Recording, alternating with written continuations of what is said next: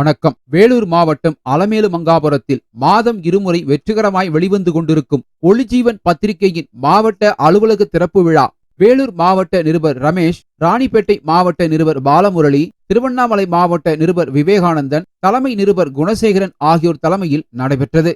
இந்த மாவட்ட அலுவலக திறப்பு விழாவின் சிறப்பு விருந்தினர் சத்துவாச்சாரி காவல் ஆய்வாளர் லதா ரிப்பன் வெட்டி தொடங்கி வைத்தார்.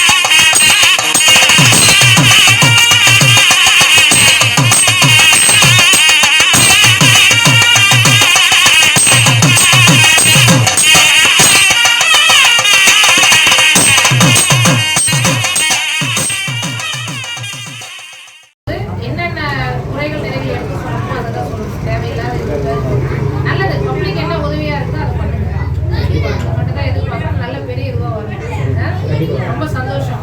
இந்த இது அந்த இது எதுவுமே இருக்கக்கூடாது. நல்லது, மக்களுக்கு என்னென்ன நல்லது பண்ண முடியுமோ நாங்கள் கண்டிப்பாக உங்களுக்கு, நாங்கள் இந்த ஊர் மக்கள், ஊர் தலைவர், இவங்க எல்லாருமே உங்களுக்கு உறுதுணையாக இருப்போம். சரிங்களா? உங்களுக்கு வேற எதுனாலும் எங்களுக்கு கால் பண்ணலாம், எங்களுக்கு எதுனாலும் உதவி பண்ணலாம்.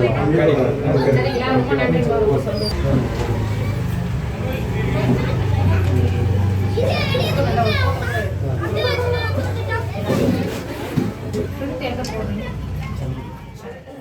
இந்நிகழ்வையொட்டி மாணவ மாணவிகளுக்கு ஒளிஜீவன் நிருபர்கள் நோட்டு புத்தகங்களை வழங்கினர்.